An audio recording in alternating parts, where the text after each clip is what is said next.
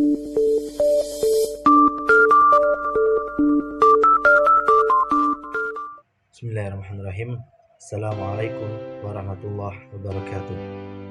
Alhamdulillah, pada pertemuan kali ini saya akan sedikit menjelaskan tentang kerancuan induktif, yang mana kerancuan induktif ini sendiri dibagi menjadi 4, yakni yang pertama ada hasty generalization, yang kedua ada post hoc ergo propter hoc, yang ketiga ada argumen dari keheningan atau the argument from silence, yang keempat ada selective evidence.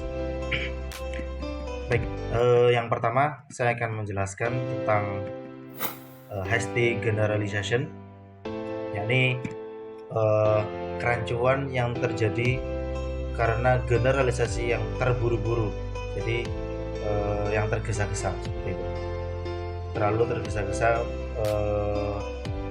memberikan suatu pendapat.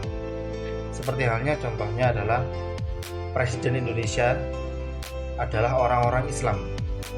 Coba kita lihat seperti Soekarno, Soeharto, Gus Dur, B.J. Habibie, Megawati, SBY atau Susilo Bambang Yudhoyono dan Jokowi. Yang kedua ada, saya kira makanan di Jogja itu enak-enak, walau saya baru cicip satu warung nasi gudeg di dekat stasiun. Seperti itu. Untuk yang kedua, ini ada post hoc ergo propter hoc, yang mana kerancuan yang terjadi karena menyimpulkan sesuatu dari hal-hal yang terjadi karena urutan waktu.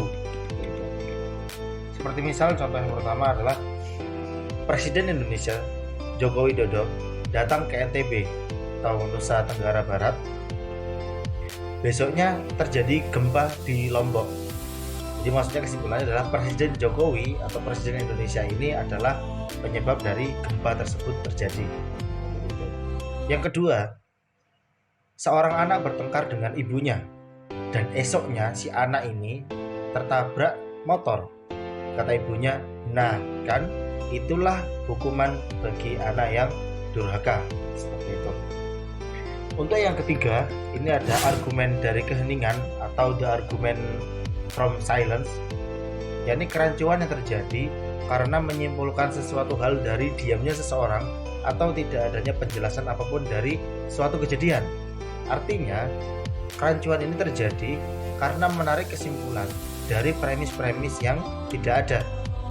Contoh, yang pertama, tidak ada buktinya bahwa Gilang semasa hidupnya pernah menikah.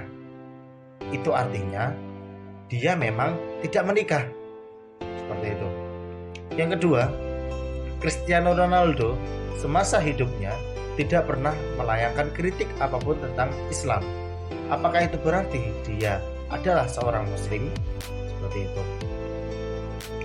Untuk yang terakhir, yang keempat, ada selective evidence, yakni kerancuan yang terjadi karena seseorang memilih bukti yang mendukung pernyataannya serta menolak bukti yang tidak mendukung pernyataannya. Artinya membiarkan hipotesis yang mengontrol data, bukan data yang mengontrol hipotesis. Seperti itu. Contoh yang pertama ada, berdasarkan data-data tentang banyaknya kasus kejahatan di Indonesia di tahun 2020, maka sudah jelas bahwa negara ini dalam bahaya. Nah, jadi pernyataan seperti itu tanpa mempertimbangkan data-data yang sudah dilakukan oleh kepolisian. Seperti itu.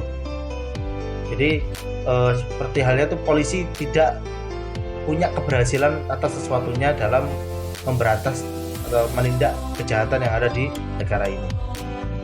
Contoh yang kedua, berdasarkan fakta sejarah, jelas bahwa orang-orang Islam adalah orang-orang yang meletakkan dasar-dasar ilmu pengetahuan.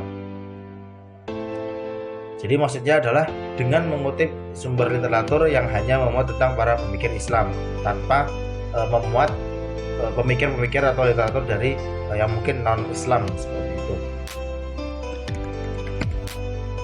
Material fallacies memang sebentuk kerancuan yang mesti dihindari. Meski demikian, bukan berarti hal semacam ini harus menjadi rambu-rambu ketat dalam kehidupan sehari-hari.